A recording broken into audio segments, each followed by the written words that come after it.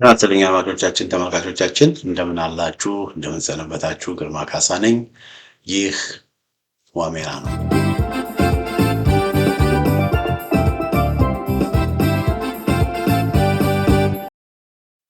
በዛሬው የዋሜራ መርሃ ግብራችን እንቆቅልሹ ብልጽግና በሚል ርዕስ ስር በአንድ በኩል ውበት በሌላ በኩል ንቅዘት በሚል ርዕስ ስር አንድ ዝግጅት ይዤላችሁ ቀርቤያለሁኝ። ያው በማንኛውም ጊዜ የህዝብ ግብታዊ ቁጣ ሊገነፍል እንደሚችልም አንዳንድ ማሳያዎች አሉ። እሱንም አንዳንድ ማሳያዎችንም አጋራችኋለሁኝ። እንግዲህ ሁላችሁም እንደምታውቁት ያው የኢትዮጵያ ውስጥ እየገዛ ያለው ገዢ ፓርቲ የብልጽግና ፓርቲ ነው። ኢህአዴግ የሚባለውን ስም ወደ ብልጽግና ቀይረውታል እና የኢትዮጵያ ብልጽግና ፓርቲ ነው የሚባለው እና ሀገርን ለማበልጸግ ነው የቆምነው። ሀገርን ወደ ትልቅ ደረጃ ለማድረስ ነው የቆምነው። ሀገርን ከፍ ለማድረግ ነው የቆምነው በሚል መርሃ ግብር ነው በሚል መርህ ነው እንግዲህ ራሳቸውን የብልጽግና ፓርቲ ብለው የጠሩት እና በእነሱ ቤት ሀገር እየበለጸገች እንደሆነ እየነገሩን ነው። ሀገር እየበለጸገች እንደሆነ እየነገሩን ነው። ለዚህም ደግሞ ማሳያ እንዲሆን በተለያየ ጊዜ በተለይ በአዲስ አበባ ከተማ እየተሰራ ያለውን በጣም የአዲስ አበባን ውበት የአዲስ አበባን ንጽህና የኮሪዶር ፕሮጀክቶችን፣ መናፈሻዎችን፣ ፎቆችን፣ ሰገነቶችንም እየነገሩን እያሳዩን ያው የአዲስ አበባን ውበት እያሳዩን ያው ሀገር እየበለጸገች ነው እያሉን ነው። ይህንን መካድ አይቻልም። አዲስ አበባ የአዲስ አበባን ቪዲዮ የተመለከተ ሰው ዩቱቦችን እያየን ነው። የዛሬ 6 ዓመት አካባቢም ኢትዮጵያ ሄጄ ነበር እኔ። ያኔም ራሱ በኢህአዴግም ጊዜ ራሱ ብዙ ፎቆች ብዙ ነገሮች አዲስ አበባ ውስጥ እየተገነቡ ነበረ እና አሁን አብይ አህመድ ደግሞ ከመጣ የብልጽግና ፓርቲም ከመጣ በኋላ ደግሞ ፎከሳቸውን አዲስ አበባ ላይ አድርገው አዲስ አበባን ወተት አስመስለዋታል። ምንም የሚካድ ነገር የለም። አዲስ አበባ አምራለች። አዲስ አበባ ተውባለች። በዚህ ላይ ብዙ መከራከሪያ አያስፈልገንም። ምንም የሚታይ ነገር ላይ መከራከሪያ አያስፈልግም። የሚታይ የተጨበጠ የሚታይ ነገር ላይ መከራከሪያ አያስፈልግም። አዲስ አበባን ዩቱብ ፈልጉና አዲስ አበባ ካዛንቺስ ፒያሳ ያለውን በምትመለከቱበት ጊዜ ምንም የሚያከራክር ነገር የለም። አዲስ አበባ ተውባለች እና ያ የአዲስ አበባ ውበት እንግዲህ ያው እኛንን ያመጣ ነው የሚሉት። ለዛም ደግሞ ክሬዲት ለመውሰድ እየሞከሩ እንግዲህ አድማጮቼ፣ ተመልካቾቼ መቼም እኔ አዲስ አበባ ልጅ ነኝ። እንኳን እንደኔ አይነቱ የአዲስ አበባ ተወልደን ያደግን የአዲስ አበባ ልጆች ቀርቶ አዲስ አበባ ያልተወለደም ኢትዮጵያዊ የኢትዮጵያ ዋና ከተማ የኢትዮጵያ መዲና በዚህ መልኩ ማማሯ በዚህ በኩል መዋቧን የሚጠላ ሰው ያለ አይመስለኝም። እና እኔ ደስ ብሎኝ ነው አንዳንዴ አዲስ አበባን ዩቱቦችን በመመለከትበት ጊዜ በጣም ደስ እያለኝ ነው ማየው። እነዚህ ዩቱቦች እንዴት አምራለች አዲስ አበባ ነው እና ማንም የሚጠላ ነገር የለም ማለት ነው። ነገር ግን አንድ ብዙ ጊዜ የምንስተው ነገር ምን አለ? ታላቁ መጽሐፍ ምንድነው የሚለው? ቅዱስ መጽሐፍ ምንድነው የሚለው? አንድ ሰው ቤታችን ቢመጣ የራበው ሰው ምግብ የሌለው ሰው ቤታችን ቢመጣ ያ ሰው ርቦታል እና ናና እዚህ ጋር እሳት አለ እሳት ሞቅ ብንለው ለራበው ሰው የሚበላውን ላጣ ሰው እሳት ሞቅ ብንለው አይሆንም። እሳት መሞቁ ጥሩ ነው፣ ግን ለዛ ሰው የሚያስፈልገው ነገር መጀመሪያ ምግብ ነው። ርቦት ነው የመጣው። ለዛ ሰው ምንድነው የሚያስፈልገው? ምግብ ነው የሚያስፈልገው። እና የአዲስ አበባ ሕዝብ የአዲስ አበባ ውበት የምናየው የአዲስ አበባ ውበት እንዳልኳችሁ ለእንደኔ አይነት ሰዎች በተለያየ ምክንያት ዳያስፖራ ለምንኖር ሰዎች በተለያየ ምክንያት ወደ ኢትዮጵያ ሄደን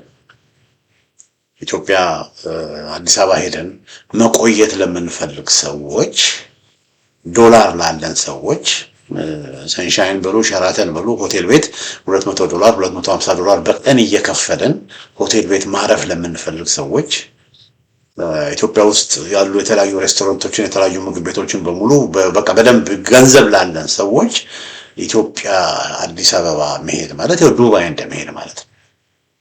ተዝናንተን አፎርድ ስለምናደርግ አቅሙ ስላለን ገንዘቡ ስላለን ተዝናንተን እንኖራለን። ነገር ግን አዲስ አበባ ውስጥ ለሚኖረው ከ12 ሚሊዮን በላይ የሚሆነው ህዝብ ወገኖች ይሄ አዲስ አበባ ውስጥ ያለው ነዋሪ እሱስ ምንድን ነው የሚለው? ስለዚህ ስለ ከተማዋ ውበት ምንድን ነው የሚለው?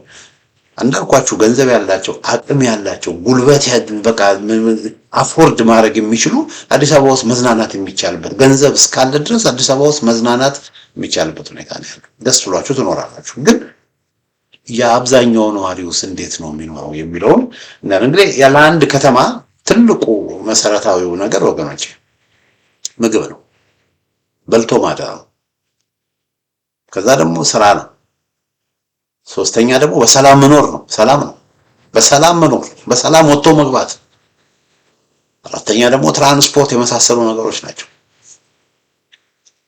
እና ትራንስፖርትን በተመለከተ አንድ ትላሳያችሁ። እዚህ ጋር የምታዩት እነዚህ የምታዩቸው ሰዎች ባስ ጥበቃ ወገኖች አዲስ አበባ ነው።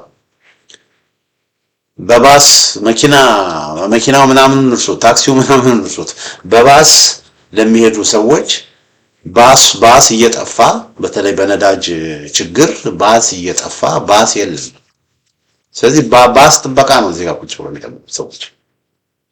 በቃ ከአንድ ቦታ ወደ አንድ ቦታ የአዲስ አበባ ነዋሪዎች መንቀሳቀስ አልቻሉም። ከአንድ ቦታ ወደ አንድ ቦታ መሄድ አልቻሉም። ተመልከቱ፣ ህዝቡ ነዋሪው በዚህ መልኩ ይኸውላችሁ ልክ ከስቴዲየም ከታላቁ ስቴዲየም የጊዮርጊስና የቡና ጨዋታ በኋላ የሚወጣ ህዝብ ነው። ይሄ ሁሉ ሰው እንግዲህ የምታዩት ባስ እየጠበቀ ያለ ከፍተኛ የሆነ ክሮኒክ የሆነ የትራንስፖርቴሽን ችግር ነው ያለው። አገሪቷ ነዳጅ ችግር ይሄ የነዳጅ ችግር በውጭው ዓለም ያለው ችግር ነበር። ግን አገሪቷ ሪዘርቭ ሳይኖራትም ወይ ለነዚህ ለመንግስት ትራንስፖርት የግል ጋዝ ስቴሽኖችን ይዝጉ። ግን የመንግስት በአውቶቡሶችን ትራንስፖርቴሽኖችን በዚህ መልኩ ሲዘጉ ለምን? አትሊስት አገሪቷ ሪዘርቭ እንኳን አይኖራትም። ባዶዋን ባዶ የሆነች አልካል። እንግዲህ ብልጽግና ማለት ይሄ ነው ከነች እና ፎቁ፣ ሰገነቱ፣ ኮሪደሩ፣ ሪዞርቱ፣ መናፈሻው፣ ሽርሽር የሚካሄድበት ቦታ መብዛቱ ችግር የለብኝም። ብስክሌት የሚነዳበት ቦታ መብዛቱ ችግር የለብኝም። ለመዝናናት ሰባችንን እና ጮማችንን ለማቅለጥ ኤክሰርሳይዝ ለመስራት ምንሮጥበት እና ደግሞ ብስክሌት የምንነዳበት ቦታ መኖሩ ምንም ችግር የለውም፣ ጥሩ ነው። ግን ከዛ ሁሉ በፊት ምንድነው ሰው ስራውን ሰርቶ ከአንድ ቦታ ወደ አንድ ቦታ ለመጓጓዝ ትራንስፖርት ያስፈልጋል። ትራንስፖርት ችግር ይሄ አዲስ አበባ ያለው ይሄ ነው ብልጽግና። እንግዲህ ወገኖች እንግዲህ እያወራን ያለ ነው እኛ የአዲስ አበባን ውበት የአዲስ አበባን ሌላ ነገር መጥራታችን አይደለም። ይሄ አሁን ያለውን አገዛዝ ስንቃወም ይሄ አሁን አገዛዝ መስመሩን የሳተ ነው ስንል መሰረታዊ የህዝብ ፍላጎቶች እየተሟሉ ስላልሆኑ ነው። ሌላ ደግሞ አንድ ከዩቲዩብ ያገኘሁት እዛው የአዲስ አበባ ነዋሪ ፈጽሞ የላከውን የለቀቀውን ላሰማችሁ። እንግዲህ ከምሽቱ 3:10 ላይ መሀል ሜክሲኮ አለች ሴትዮ። መሀል ሜክሲኮ ላይ ያለውን የታክሲ ሰልፍ እዩት ምን እንደሚመስል። ይሄ የተሰለፈው ሰው አይደለም የገረመኝ። እኔ 200ኛ ወይም 300ኛ ከኋላ ተሰልፌ ስንት ሰዓት ይደርሰኛል? ከዚያ በኋላስ እሄዳለሁ ቤት ይገባለሁ ወይ የሚለው ነው ያሳሰበኝና ነው ጌታ ይርዳህ በለው። ሌላውም አካባቢ እንደው ምን ይመስላል በዚህ ሰዓት? ኦኬ እንግዲህ ይሄ የአዲስ አበባ ነዋሪ 250ኛ ነው ምናምንኛ ነው ሰልፍ ተሰልፎ መቼ ከምሽቱ 3:10 ውጭ ሀገር ላላችሁ ሰዎች 9 ፒኤም ማታ 9:10 ፒኤም ላይ የቀረጸው ነው። 9:10 ፒኤም ላይ ታክሲ ጠፍቶ ሰው ወደ ቤቱ እንዴት ይሄድ ወገኖች? እና እሱ 200 መሃል ላይ ነው ያለው። 250ኛ ነው ሰልፍ ያለው። እና በዚህ ሁኔታ መቼ ቤቴ እንደምደርስ አላውቅም። አዲስ አበባ ውስጥ ያለው ችግር ይሄ ነው። ይሄ እንግዲህ ከትራንስፖርት አንፃር ነው የምነግራችሁ። ከትራንስፖርት አንፃር አዲስ አበባ ውስጥ ያለው ችግር ይሄ ነው። ትራንስፖርት የለም። አገሪቱ አቅም የላትም፣ ገንዘብ የላትም። አትሊስት መሰረታዊ ለሆኑ ለህዝብ አገልግሎት የሚሰጡ መሰረታዊ ለሆኑ ነገሮች ላይ የካሽ ሪዘርቭ የላትም። ለዛ እንኳን የብልጽግና መንግስት የካሽ ኢመርጀንሲ ፈንድ የሚባል እኮ አለ ወገኖች። ኢመርጀንሲ ፈንድ የሚባል አለ። በተለይ ለአደጋ ጊዜ ለተወሰነ ጊዜ ኢመርጀንሲ ፈንድ እንኳን የላቸውም። ያለውን ገንዘብ በሙሉ እየወሰዱ የሚያጠፉት ሌላ ነገር ላይ ነው። የሚያጠፉት ጦርነት ላይ ነው የሚያጠፉት ጦርነት ላይ ነው። ስለዚህ በዚህ መልኩ የትራንስፖርት ችግር አለ። ሌላ አንድ እንትን ላሳያችሁ፣ አንድ ዳታ። ይሄ እዚህ ጋር የምትመለከቱት ኢትዮጵያ ውስጥ ነው። ያው አዲስ አበባም የኢትዮጵያ አካል ናት። እና እዚህ ጋራ ኤክስትሪም ፖቨርቲ ባይ ካንትሪ በቃ በጣም ስር የሰደደ ድህነት፣ የሀገሮች ስር የሰደደ ድህነት ብሎ ነው እዚህ ጋራ የሚናገረው። እና እንደ ምሳሌ አድርጎ ሲያቀርበው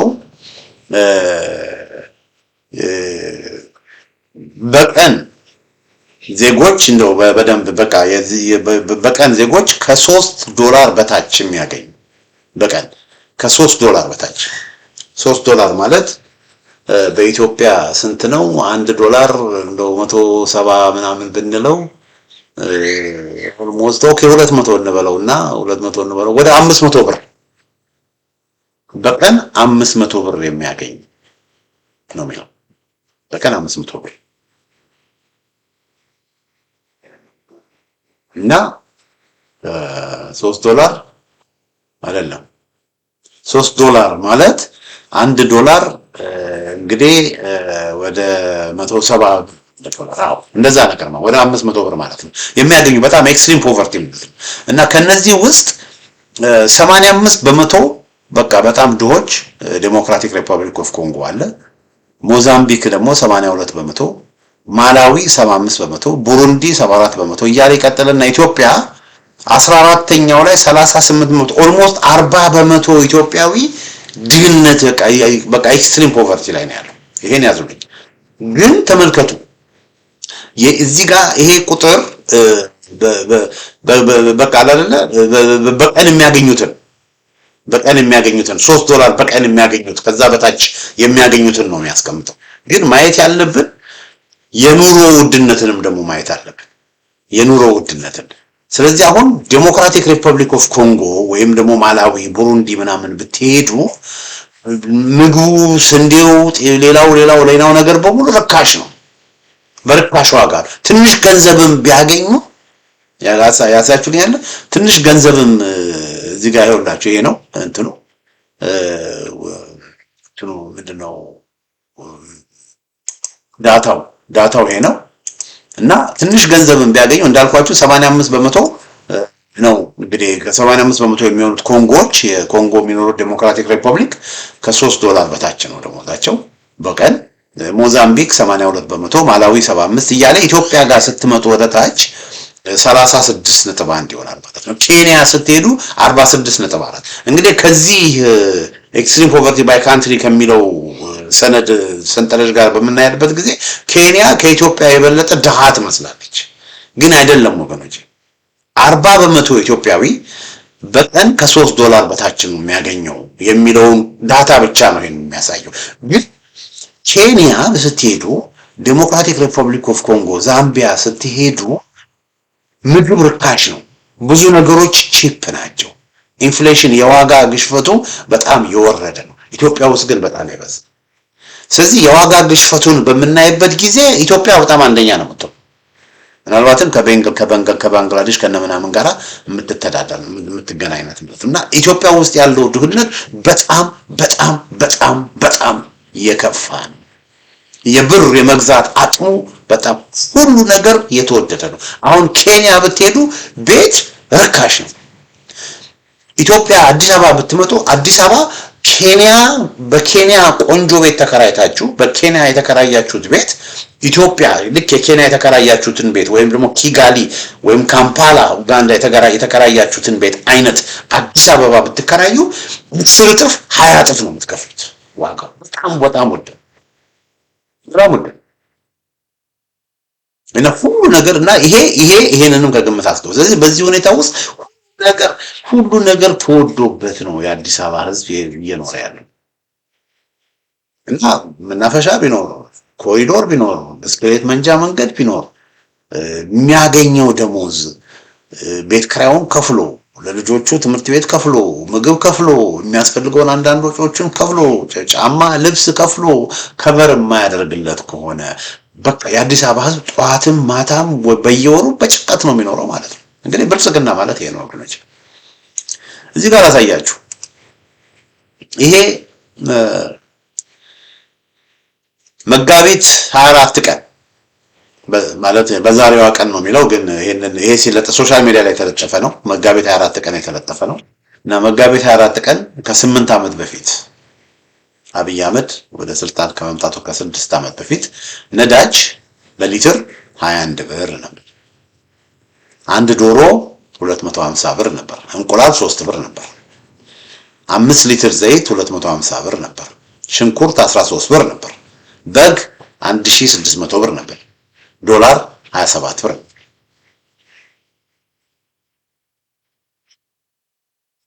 ስጋ እኔ አስታውሳለሁ ወደ ከ6 ዓመት በፊት ሄጄ ስጋ ወደ 300 ብር ነበር ኪሎ።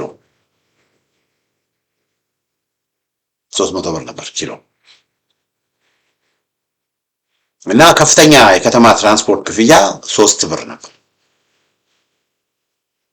እኔ ኢትዮጵያ ከ4 ዓመት በፊት ከ6 ዓመት በፊት ሄጄ የነበረ ጊዜ ደግሞ 4 ብር ነበር። ከለገሃር ተነስቼ ቦሌ ወይም ከለገሃር ተነስቼ ፒያሳ መሄድ ከፈለኩ 4 ብር ነበር በታክሲ ማስታወሰው ማለት ነው። እና አሁንስ ይሄንን ፕሮግራም ይሄን ዝግጅት የምትከታተሉት አድማጮቻችን ተመልካቾች አሁን ስንት እንደሆነ አላውቅም፣ ግን ወደ ሰማይ ዋጋው ወደ ሰማይ እንደተተኮሰ ግን ሰምቻለሁ። እንግዲህ የብልጽግና ፓርቲና አብይ አህመድ ስልጣን ከያዙ በኋላ ሲይዙ ዋጋው ይሄ ነበር። 1 ዶላር 27 ብር። አሁን የዶላሩን አውቃለሁ። አሁን ዶላሩ 180 ብር 200 ብር ነው። ከ180 እስከ 200 ብር ነው። ስለዚህ በስንት አደገ ማለት ነው? በ10 ኦልሞስት በ9 እጥፍ ነው ያደገው። ደሞዙ በዛን ያህል አድጓል። የኢትዮጵያ ደሞዝ ለምሳሌ 1000 ብር የሚያገኝ ሰው 1000 ብር ያገኝ የነበረ ሰው እንበል 2700 ብር ያገኝ የነበረ ሰው አሁን ዶላሩ ከ27 ብር ወደ 180 ምናምን በብዙ ጥፍ በሚወርድበት ጊዜ ያ 2700 ብር የሚያገኘው የነበረው ሰው ደሞዙ ኦልሞስት ወደ 200 ዶላር ወረደ ማለት ነው። አያችሁ፣ 10,000 ብር የሚያገኝ የነበረው ደሞዙ ወደ 700 ብር፣ 20,000 ብር የሚያገኝ የነበረው ደሞዙ ወደ 2,000 ብር ወረደ ማለት ነው። ለምን? የብር ዋጋ በ10 እጥፍ ምን ሆኗል? በ10 እጥፍ በምናምን ጨምሯል። የብር የመግዛት አቅም ከዶላር ጋር ሲነሳ 27 ብር የነበረው አሁን 180 ብር በ6 እጥፍ በ7 እጥፍ ጨምሯል። ስለዚህ ደሞዝተኛው 10,000 ደሞዝ የነበረው ደሞዙ ስንት ሆነ ማለት ነው? ደሞዙ በደሞዙ የመግዛት አቅሙ ወደ በቃ በዶላሩ ሲተዘን ወደ 200 ብር ወደ 2,000 ብር ወደ 1,000 ብር ወረደ ማለት ነው። ተመልከቱት። ይሄ እሱ ብቻ አይደለም ደግሞ የሸቀጣ ሸቀጦች ሁሉ ነገሮች በጦርነት ምክንያት ወገኖች፣ በተለያየ ችግር ምክንያት በቃ ከአንድ ቦታ ወደ አንድ ቦታ ነገሮች መምጣት ስለማይችሉ በዛ ላይ ደግሞ መንግስትም ደግሞ ለኮሪዶር ልማት በሚልና ጦርነትን ለማካሄድ በጣም ከፍተኛ ግብር ስለሚጠይቅ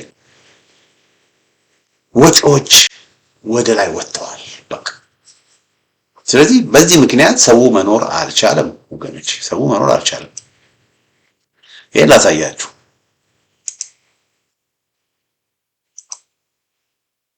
ይሄ እዚህ ጋር የምታዩት ይሄም ከሶሻል ሚዲያ ያገኘሁት ምን ያህል እርግጠኛ እንደሆነ አላውቅም፣ ግን እንደው በግምት እውነት ሊሆን ይችላል ብዬ አስባለሁ። ለምሳሌ ለ1.5 ቢሊዮን ብር የጫካ ፕሮጀክት ለሚባለው እንደውም ከዛም በላይ ሊሆን ይችላል። አንድ ይሄ በግምት ነው። 1 የኮንሰርቫቲቭ ቶታል ኤስቲሜት ኮንሰርቫቲቭ ኤስቲሜት ማለት በጣም ቁጥሩን በማሳነስ የተደረገ ኤስቲሜት ማለት ነው። ለጫካ ፕሮጀክት 1.5 ቢሊዮን ብር፣ ለእንጦጦ ፓርክ 6 ቢሊዮን ብር፣ ለዩኒቲ ፓርክ 5 ቢሊዮን ብር፣ ለወዳጅነት ፓርክ 5 ቢሊዮን ብር፣ ለሳይንስ ሚዚየም 10 ቢሊዮን ብር፣ ለአብርሆት ላይብረሪ 6 ቢሊዮን ብር፣ ለታላቁ ቤተ መንግስት 10 ቢሊዮን ብር፣ ለአድዋ ድል መታሰቢያ 20 ቢሊዮን ብር፣ ለመስቀል አደባባይ መኪና ማቆሚያ 4 ቢሊዮን ብር፣ ለኮንቬንሽን ሴንተር 40 ቢሊዮን ብር፣ ለአዲስ አበባ ከንቲባ ጽሕፈት ቤት እድሳት 2 ቢሊዮን ብር፣ ለጎርጎራ 5 ቢሊዮን ብር፣ ለወንጪ 5 ቢሊዮን ብር፣ ለጨበራ ጩርጩራ ይሄን አላውቀውም ነበረ የት እንደሆነ አላውቅም 10 ቢሊዮን ብር፣ ለመታራ 30 ቢሊዮን ብር፣ ለአዲስ አበባ ኮሪዶር ልማት ፌዝ 1 100 ቢሊዮን ብር በአጠቃላይ 2.25 ትሪሊየን ብር ግምት ያላቸው ፕሮጀክቶች ናቸው። 2.25 ትሪሊየን ብር እና እነዚህ በዶላር ሲመነዘሩ ወደ 11 ቢሊዮን ዶላር ይሆናል። ይሄ ወጪ እየተደረገ ነው። ይሄ ወጪ በሚደረግበት ጊዜ ግን ኑሮ ውድነቱ ይሄ ሁሉ ገንዘብ እነዚህን ሁሉ ነገሮች ለማሟላት መንግስት ከፍተኛ ግብር ነው የሚጠይቀው። ከፍተኛ ምዝበራ ነው። በቃ ሰዎችን እያስጨነቀ ነው ገንዘብ እየወሰደ ያለው እያስጨነቀ እና ነጋዴዎች እየተማረሩ ነው ጥለው እየወጡ ነው። ሰው ደህና ኑሮ የኖሩ የነበሩ ኢትዮጵያ ውስጥ ኢንቨስት ማድረግ የሚችሉ የነበሩት በቃ መኖር ስላልቻላቸው ጥለው እየወጡ አንዱን በተለይ ሀገር ውስጥ ገቢ በቃ በሚሰቀጥጥ መንገድ ነው ግብር እየወሰዱ ያሉት። አንዱ በጣም ትልቅ ደረጃ የደረሰ ቱጃር የሆነ አንድ ሰው እያለ እና ምንድነው ያደረጉት? ግብር እንዲከፍል ጠየቁት። ግብር እንዲከፍል ሲጠይቁት ሲገምቱለት ምን አደረጉት? ምን ያህል ገንዘብ እና ያላት ተፈረም እንግዲህ ሰውየው በግምት ነው የምነግራችሁ ወደ 100 ሚሊዮን ብር አለው እንበል 100 ሚሊዮን ብር አለው ባንክ ውስጥ እና ከ100 ቢሊዮን ብሩ የ100 ሚሊዮን ብር ኢንቨስትመንቶች የተለያዩ ኢንቨስትመንቶችን አንቀሳቅሶ ትርፍ ያለው ሜቢ 1 ሚሊዮን ወይ 2 ሚሊዮን ነው ትርፍ ያለው። ስለዚህ መቀረጥ ያለበት ትርፉ ነው መቀረጥ ያለበት አይደለ? ትርፉ ከነበረው ገንዘብ የነበረውን ገንዘብ አንቀሳቅሶ ያገኘው ኢንካም እንደውም ለዛ ለቢዝነሱ ያወጣው ወጪ ተቀንሶ ያገኘው ኢንካም ያንን ነው ግብር መጠየቅ ያለባቸው። እነሱ ግን ምንድነው ምን አደረጉት? ይሄንን ሰው የ100 ምናምን ሚሊዮን ብር እንዳለ በአጠቃላይ ያለውን ሀብት በቃ ግብር መትከፍለው በሀብት ነው ብለው አስከፈሉ። አበደ ሰው ቤዚክሊ ወሰዱበት አብዛኛውን ሀብቱን ማለት ነው። በቃ ነጠቁት በቃ ናሽናላይዝ አደረጉት ነጠቁት። ያን ወስደው እነዚህ ኮሪዶሮችን እነዚህ ፓርኮችን ይሰራሉ ማለት ነው። አብዛኛው ደግሞ እነዚህ ከአረብ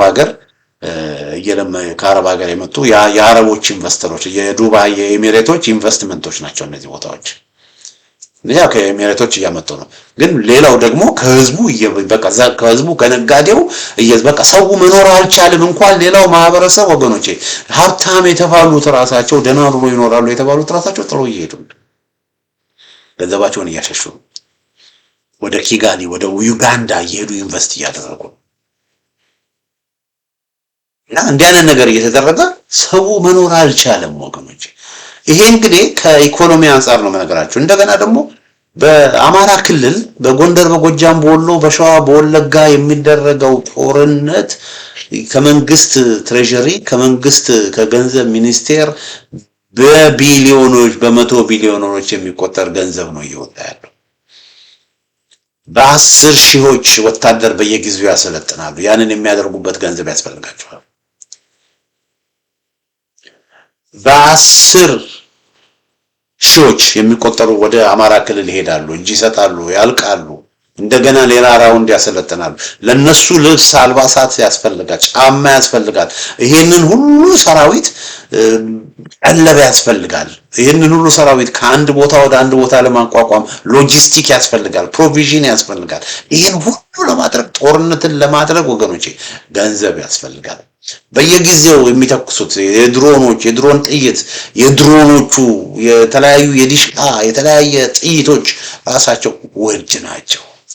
ጦርነት ማድረግ ዋጋ ያስከፍላል። ከፍተኛ የሆነ የሀገሪቷን ገንዘብ ነው የሚበላው የሚወስደው። እና ያገዛዙ መንግስት በ3 ሳምንት ውስጥ ፋኖን ደምስሼ ፋኖን አስወግዳለሁ ብሎ የጀመረው ጦርነት 3 ዓመት ሆኖ 3 ዓመት ሙሉ አገሪቷ በኢኮኖሚ እየደማች። ስለዚህ ኢትዮጵያ አሁን አገሪቷ ያለችበት ሁኔታ እጅግ በጣም አስከፊ ነው ወገኖች፣ አስከፊ ነው። ይሄ አሁን አዲስ አበባ ውስጥ የሆነ ያለውን የምሰማው ነገር በሙሉ አዲስ አበባ ውስጥ የምሰማው ነገር ሁሉ በጣም የሚያስደነግጥ ነገር ነው የምሰማው። በተለያየ መንገድ ህዝቡ ደስተኛ አለመሆኑን መቆጣቱን በተለያየ መንገድ ገልጿል። ሐኪሞች በተናጠል ወጥተው ተቃውሞ አሰምተዋል። አስተማሪዎች ተቃውሞ አሰምተዋል። ተማሪዎች ተቃውሞ አሰምተዋል። ሁሉም በፊናው በተናጠል ሆነ እንጂ በቃ ሰው እንደመረረው እየተናገረ ሐኪም ኢትዮጵያ ውስጥ ሐኪም መኖር የማይችልበት ሁኔታ ነው ያለው። አንድ ዶክተር አውቃለሁ፣ ሰርጀር ናት፣ ቀዶ ጥገና ጥቁር አንበሳ ነው የምትሰራው። መኖር አልቻለችም። ቤት ተከራይታ ቤት ገዝታ መኖር አልቻለችም። ይሄ እንደገና ደግሞ ምን አለ መሰላችሁ፣ ይሄ የኢኮኖሚ ችግሩ ብቻ አይደለም። ሌላው ደግሞ ምን አለ መሰላችሁ፣ ኢፍታዊነቱና መድሎና ዘረኝነቱም አለ። ኢፍታዊነቱ መድሎና ዘረኝነቱ የሰው ክብር እንደው እኮ ሰው ባይበላም እንኳን የሚበላውን ምግብ ባይኖረውም ቢቸገርም እንኳን አትሊስት ክብሩ እንኳን ቢጠበቅለት አንድ ነገር ነው። የሚበላው የለውም፣ በትራንስፖርት ይንገላታል። ያ በቃ ብሎ የዘመኑ ሰዎች ደግሞ አገር አይደለም ብለው ያንገላቱታል። እንደምናምን እኮ ነው የሚቆጥሩት የአዲስ አበባ ሕዝብ የዘመኑ ሰዎች። ስለዚህ በጣም በርካታ ሰዎች በዘመኑ ሰዎች ላይ ከፍተኛ የሆነ ንዴትና አንገር አለባቸው። በየቦታው ብትሄዱ በቃ አማርኛ በደንብ መናገር አይችሉም። ህዝቡን በደንብ አያከብሩትም፣ በደንብ ትሪት አያደርጉትም። በየቦታው ሌላው ማህበረሰብን እንደ ጠላት የሚመለከቱ ናቸው። አንድ እህት ማቃት እህት እንደውም ይሄ አሁን ያለውን አገዛዝ የምትደግፍት ምንም ያላደረገች መንግስትን የምታከብር እውነቴን ነው የምላችሁ፣ መንግስትን የምታከብር ሰርታ ጥራ ግራ የምትኖር በራሷ አልፋ ብዙ ሰው የምትረዳ ማቃት እህታለች። በሌሎች ሀገሮች ትጓዛለች። እንደ ሌሎች ጥላ ተሰዳ መኖር ስትችል አገሬ ነው የምኖረው ህዝቤን ነው ማገለግለው ብላ ሀገሯ እየኖረች ያለች የተከበረች እህት። በዛ መንገድ ላይ አንድ ፌደራል የኦሮሞ ልዩ ኃይል ፌደራል የኦሮሞ ብልጽግና የኦፒዲዮ ሰዎች ከኋላ ገጯት መኪናዋን። ሲገጯት ያው ግጭት ሲኖር ይቆም የለ ሲቆም ምንድነው የሚደረገው? በቃ ያው ፖሊስ ይመጣል፣ ይመረምራል፣ ያያል፣ ያጠፋ ሰው ይቀጣል አይደል? እንደዛ ነው። ወይም ደግሞ ሰው ጉዳት ከደረሰ አምቡላንስ ምናምን ይጠራል። በቃ የሆነ እንደዚህ አይነት ነገር ነው የሚደረገው። ወረዱ፣ አስወረዷት፣ ሰድበው በእነሱ ቋንቋ ሰድበው በጥፊ ያሏት። ምንም ያላጠረው እንዲህ ምንድን ነው ይሄ? እነሱ የዘመኑ ሰው ሆነው እዛ ከአርሲና ከባሌ መጥተው አዲስ አበባ የዘመኑ ሰው ስለሆኑ በግርግር ስልጣን ስለያዙ በዚህ መልኩ እህቶቻችንን የሚደፍሩ እህቶቻችንን የሚደበድቡ ማህበረሰቡን የሚንቁ ጥጋባቸው እስከ አፍንጫቸው የደረሰ ሰዎች ናቸው። እዚህም የተነሳ በጣም በርካታ ሰው ቂም ውስጡ እየቋጠረ ክብሩን ተደፍሯል። በቃ ክብሩን ዲግኒቲውን ወስደውበታል። አሁን በስልጣን ላይ ያሉ ሰዎች ጣሊያን ኢትዮጵያን ይገዛ የነበረ ጊዜ ጣሊያን ከሚታየው በላይ የሚጠሉ ሆነዋል። እኔ የምሰማው ነገር ያለው ነገር በጣም በጣም በጣም በጣም ይከፋል። የኑሮ ውድነቱ በጣም ይከፋል። የላሳያችሁ እንደገና የላሳያችሁ እንግዲህ ከምሽቱ 3:10 ላይ መሀል ሜክሲኮ አለች ሴትዮ። መሀል ሜክሲኮ ላይ ያለውን የታክሲ ሰልፍ እዩት ምን እንደሚመስል። ይሄ የተሰለፈው ሰው አይደለም የገረመኝ። እኔ 200ኛ ወይም 300ኛ ከኋላ ተሰልፌ ስንት ሰዓት ይደርሰኛል? ከዚያ በኋላስ እሄዳለሁ ቤት ይገባለው ወይ የሚለው ነው ያሳሰበኝና ነው ጌታ ይርዳ በሉኝ። ሌላውም አካባቢ እንደው ምን ይመስላል በዚህ ሰዓት? ምን ይሄ ነው እንግዲህ አዲስ አበባ ውስጥ ያለው ሁኔታ ይሄ ነው። አድማጮቼ፣ ተመልካቾቼ እነዚህ ሰዎች ትንሽ እንጥፍጣፊ ህሊና ቢኖራቸው ማሰብ ቢችሉ እግዚአብሔር ቢረዳቸውና ማሰብ ቢችሉ ብዙ ነገሮችን ማስተካከል አለባቸው ብዬ አምናለሁ። አንደኛ ጦርነቱን ማቆም አለበት። ጦርነት እያለ ብልጽግና አይኖርም። ጦርነት እያለ እድገት አይኖርም። ጦርነቱን የጀመሩት እነሱ ናቸው። ፋኖ ራሱን ለመከላከል ጦርነት ውስጥ የገባው ፋኖ የህልውና ትግል ስለሆነበት፣ ፍትሃዊ ትግል ስለሆነበት ራሱን ለመጠበቅ ነው ጦርነት ውስጥ የገባው። ስለዚህ ጦርነቱን እንዲቆም ከተፈለገ ጦርነቱን ራሳቸው የኦሮሞ ብልጽግናዎች እና አብይ አህመድ ራሳቸው ናቸው ማስቆሚያ።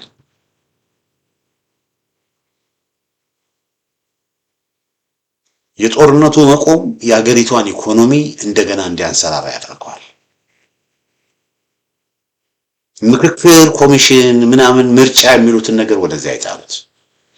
ስለዚህ አሁንም ሁሉ ጊዜ የምለው በተለይ ሰሞኑን በተደጋጋሚ የምለው እነዚህ ሰዎች አንደኛ ምርጫ የሚሉትን መተው አለባቸው። ሁለተኛ ያሰሯቸውን በሙሉ መፍታት አለባቸው። ሶስተኛ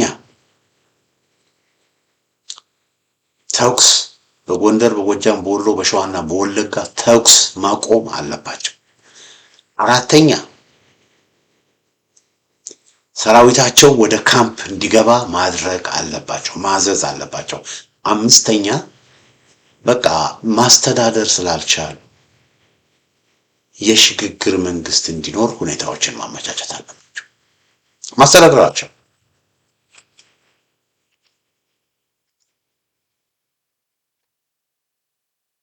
ማስተዳደር የሚችል ሰው እንዲያለ ነገር በአገሪቷ ውስጥ እንዲኖር ይፈቅዳል? አይፈቅድም። ይሄ ባስ ጥበቃ ነው። ማስተዳደር አልቻሉም። ስለዚህ እንደገና ኢትዮጵያውያን መነጋገር አለብን፣ መመካከር አለብን። ሁሉንም አሸናፊ ያደረገ ስርዓተ መንግስት መዘርጋት አለብን። ህገ መንግስቱ ተቀዶ መጣል አለበት። ክልል መፍረስ አለበት። ከዛ ሁላችንንም የሚያስማማ አወቃቀር፣ ሁላችንንም የሚያስማማ ህገ መንግስት ዘርግተን ሁላችንም ሰጥቶ በመቀበል መርህ ሁሉም ኢትዮጵያዊ በወደደው ቦታ መስራት፣ መኖር፣ መውጣት፣ መግባት የሚችልበት ሁኔታ እንዲፈጠር ማድረግ ከተቻለ ኢኮኖሚውን ሊያነሳ ይችላል። ተስፋ ይመጣል። ያኔ ኢንቨስትመንትም ወደ ዩጋንዳ፣ ወደ ካምፓላ፣ ወደ ምናምን የሄዱ በሙሉ ተመልሰው ወደ ሀገራቸው ይመጣሉ። እና ኢትዮጵያ ውስጥ ደግሞ ምን ይሆናል ማለት ነው? እንደፈለገ ጤፉም፣ ስንዴውም፣ ሁሉም ከጎጃም ቡናውም ከሁሉም ቦታ እንደፈለገ ወደ አዲስ አበባ ወደ ተለያየ መንገድ ስለሚመጣ ያኔ ምን ይሆናል ማለት ነው? ያኔ መልካም ነገሮች ይመጣሉ። ያ ብቻ አይደለም ወገኖች፣ የተለያዩ ለነዳጅም ለምንም ለሚያስፈልጉ ነገሮች የውጭ ምንዛሪ ኢትዮጵያ የምታገኝበትን ሁኔታ የበለጠ አድማሱ ይሰፋላል እና ብዙ ነገሮች ማስተካከል ይቻላል። ግን ያ እንዲሆን ኳሷ ያለችው የኦሮሞ ብልጽግና፣ እነሱ ግን ይሄን ለማድረግ እስካሁን ፈቃደኛ አይደሉም። ባይገርማችሁ እና ታዲያ ምን ሊሆን ይችላል ብላችሁ ብትጠይቁኝ፣ አድማጮቼ፣ ተመልካቾቼ ምን ሊሆን ይችላል ብላችሁ ብትጠይቁኝ እንግዲህ በማንኛውም ጊዜ የህዝብ ግብታዊ ቁጣ ሊገነፍል ይችላል። ይሄ አሁን ማወራላችሁ እንግዲህ የፋኖ እንቅስቃሴ አለ። የፋኖ እንቅስቃሴ እንደተጠበቀ ነው የምላችሁ። ግን የፋኖ እንቅስቃሴ ፋኖች አዲስ አበባ ገቡም አልገቡም ፋኖች አዲስ አበባ ይገባሉ። ግን እንበል እነሱ ለጊዜው እንተዋቸው። እነሱም ባይኖሩ ኖሮ ፋኖ የለም ቢባል ወገኖቼ ይሄ አሁን እየታየ ያለው የኢኮኖሚ ቀውስ አዲስ አበባ ውስጥ ነገሮች እንዲገነፍሉ ያደርጋቸዋል። ህዝቡ አልተደራጀም እንጂ ህዝቡ ቢደራጅ ኖሮ ገና ድሮ ነበረ እና አብይ አህመድን የሚወጣቸው። ግን ስላልተደራጀ ነው ይሄ ሁሉ መከራ ሰው ተሸክሟል። አሁን ግን ባይደራጅም ወገኖቼ ባይደራጅም በግብታዊነት በቃ ስለመረረው በቃ ጫፍ ስለደረሰ ባይደራጅም በግብታዊነት የሚነሳበት ጊዜ ደርሷል። ስለዚህ አንድ ቦታ ክብሪት ከተጫረች ደግሞ ኦልሬዲ ውስጡ የደበነ ውስጡ በቃ የተቀረ ማህበረሰብ ስለሆነ ያለው ወገኖቼ እንደ ሰደድ እሳት ነው። ያኔ እኔ እነሱን አያደርገኝ፣ እኔ የኦሮሞ ብልጽግናዎችን አያደርገኝ፣ የኦሮሞ ብልጽግናዎችን አያደርገኝ፣ የኦሮሞ ብልጽግና አባል አያደርገኛል። እውነቴን ነው የምላችሁ። የመረረው የተቆጣ ቆፍጦ የደበነ ማህበረሰብ ነው እየፈጠሩ ያሉት። እንግሪ ማህበረሰብን ነው እየፈጠሩ ያሉት። በጣም በጣም በጣም ለወያኔ ከነበረው የበለጠ ጥላቻ በ3 በ4 በ5 በ10 እጥፍ እንዲጨምር የተደረገበት ማህበረሰብን ነው እየፈጠሩ ያሉት። አሁንም እነዚህ ሰዎች ቢሰሙ ይሻላቸዋል፣ ቢሰሙ ይሻላቸዋል። እና ይሄ ነው ያለው ወገኖቼ። እና በማንኛውም ጊዜ የህዝብ ግብታዊ ቁጣ ሊገነፍል ይችላል። ያለው ሁኔታ የምሰማቸው ነገሮች ደስተኛ እኔም በጣም እያሳሰቡኝ። ይሄ ፎቁ ሰገነቱን አትዩት ወገኖች። ፎቁ ኮሪደሩ የአዲስ አበባ ውበት የአዲስ አበባ ማህበር ለእንደኛ አይነት ሰዎች ለእንደኛ አዲስ አበባ ያለው ሰው ኢትዮጵያ ያለው ሰው አልደላውም ወገኖቼ፣ አልደላውም። ኮሪዶር ያየ የሚደሰትበት ለመደሰት አልደላውም። ሰው ነገርኳችሁ የአፍሪካ ዩኒየን ስለሆነች አዲስ አበባ ለስብሰባ የሚመጡ ለኮንፈረንስ የሚመጡ ለጉብኝት የሚመጡ ዳያስፖራ ለተለያየ ነገር አዲስ አበባ አምራለች፣ ውብ ሆናለች በአንድ በኩል። ግን በሌላ በኩል አዲስ አበባ እየነቀዘች ነው። ለምን? ማህበረሰቧን ያለህየች፣ ማህበረሰቧን ያዋረደች፣ ማህበረሰቧን አንገቱን ያስደፋች፣ ማህበረሰቧን የናቀች፣ የማህበረሰቧን ዲግኒቲ ያልጠበቀች አዲስ አበባ አትቀጥልም። ስለዚህ የነገር ሰዎች አሁንም ልብ ካላቸው ከመርፈዱ በፊት ቅድም ያልኩትን 5 ነጥቦች አድርገው የአገሪቷ ያለውን ሁኔታ ቢያረጋጉ። በቃ አገር ማስተዳደር አልቻሉም። በቃ የብልጽግና የሚሉት ነገር በጭራሽ እንደውም ተቃራኒ ነው ይሆን። እንግዲህ አድማጮቼ ዛሬ ያዘጋጀው ዝግጅት ይመስላል። በሌላ ጊዜ በተመሳሳይ ፕሮግራም እስከምንገናኝ ደህና ሁኑ።